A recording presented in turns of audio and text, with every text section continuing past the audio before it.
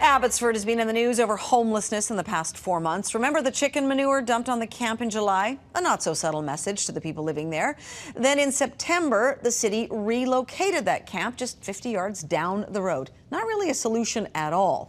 Pastor Ward Draper is with 5 and 2 Ministries, and he's joining us now. Back in September, when we talked to you, because the camp had literally moved just down the road, you were talking about setting up a permanent camp or a semi-permanent camp.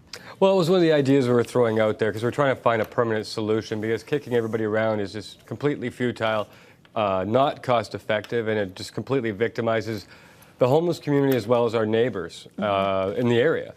So that was one idea that I thought, and I still feel, is quite tangible and quite plausible to pull off in our communities. Right. At that time, we had the mayor on as well. That camp had been about 15 or 20 people, and they'd narrowed it down to 5. They'd kind of found places for the...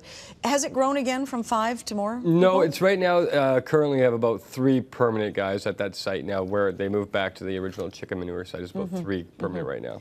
Why can't these men find homes, or why can't homes be found for them? It's so complicated. There's no one answer, because the majority of people on the streets and homelessness anywhere in North America have either been severely abused in childhood, so their mental health issues. There's issues of self-worth and value, addiction issues, the cost of living. I mean, the list is so endless. It's extremely difficult to narrow it down to one thing.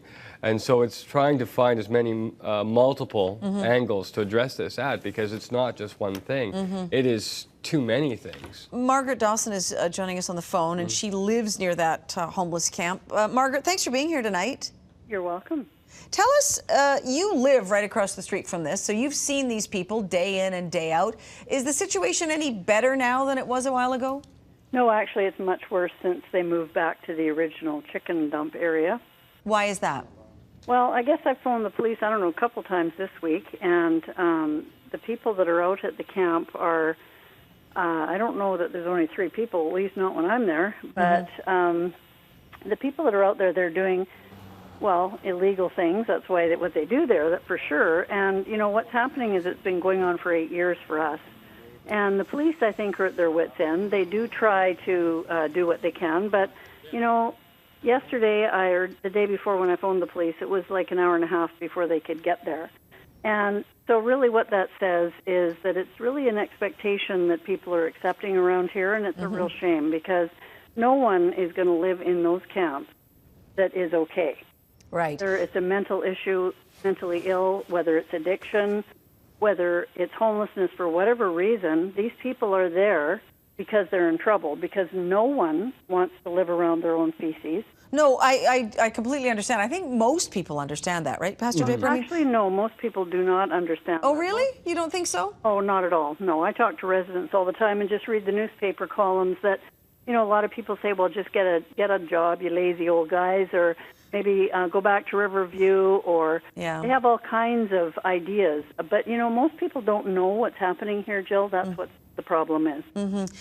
They are sick. Here, let alone find out what's actually happening here. But I've been here for 8 years, well, 24 years, but I've been taking pictures and watching what's been going on for many years, and it has impacted us greatly. But the thing is that these people need some help. And until someone wants to stand up and do something about it, the Abbotsford Business Association years ago decided they don't want them around their businesses. So they moved the Salvation Army down where it is now. Well, of course, they've had less people homeless in that area because they're moved down here. Right. Margaret, I just want to interrupt. I know the problem does get shifted around. So, Pastor Draper, you are looking at potentially building something called a Dignity Village. Yeah, we're exploring the option of using that model, the Dignity Village model, and adjusting. And where's that model from? From Portland, Oregon. It's a great little program that's had a lot of problems itself. It's going to have hitches, that's a given, but that program's been running for 13 years with great success. And so describe it. I mean, how does this make life better for Well, homeless? it's a sense of a place of belonging, continuity. There is stability, security. There are things that we take for granted living inside that our friends on the streets Running don't water, have. bathrooms. Running bathrooms, access to being able to use the bathroom instead of having to crap in the bush every day. There's no dignity or respect or humanity in treating people like they're like animals, living like animals. And so utilizing this model or adapting it from Portland and bringing it up to our city, I completely believe it's doable. I'm not a fool to believe there won't be any problems, because there will be. Right. There'll be extreme difficulties. But you think fewer problems than the Yes. situation now. So what do you need to get this done? I understand you've possibly got some land. We have a lead on 10 acres that we're working with the property owners right now to figure out what kind of options we are for leasing. I've talked to our mayor, Bruce, about this idea, and he's very enthusiastic. He seems like he's on board for this. He actually said, I'm on board, actually. Right. We spoke to him. He wasn't available to join us tonight, but we did reach out to him. Yeah, so we have the pieces now. We have interested parties from a wide spectrum, from the Fraser Valley Atheist group that we partner with our church, right through to some local business owners who own property, and then several other major agencies in our community. Is this 10 acres near the current location of the homeless It camp? is about 3 kilometers away outside of town. It's a place that will protect our friends on the streets, so they're not tourist attractions, no one's harassing them, and they have a bit of security.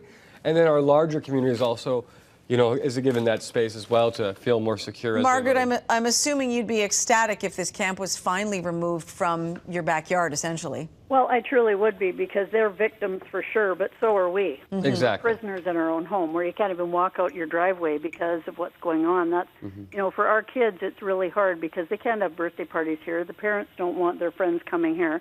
And You raise a valid point. I bet people judge you based on what's happening across the street from you. Well, exactly, and people also don't want to come for Thanksgiving dinner because they're afraid to come up the driveway. Yeah. And that is a really, that's a small thing to everybody else, but it's a huge thing for us. I have a 6-foot fence. I have a pit bull. I have a very good alarm system. I don't know what more I can. There is nothing more I can do. Right. So you need to get this happening, Well, Dignity Village. she's one of the reasons that we want this to happen, because I recognize her needs fully. I would never. That's one of my first priorities, is to deal with all our neighbors. And so we're really hoping that this can happen. And the reality is this is not going to solve homelessness in Abbotsford. No. We have to be realistic about that. This is going to cover about 20 to 30% of our friends on the streets. It's not going to clear the slate, but it's going to clear a big percentage as we move forward to better options, because a refugee camp in the first world is not an acceptable long-term solution. It sure isn't. All right, Pastor Ward Draper, 5 and 2 Ministries, thanks for being here. Thank you, Joe. And Margaret Dawson, thank you so much for joining us on the phone. We appreciate your time. Oh, you're very welcome, and I appreciate you doing this. All right, well, good luck. Thank you. Hopefully it'll all work out sooner for sure. rather than later.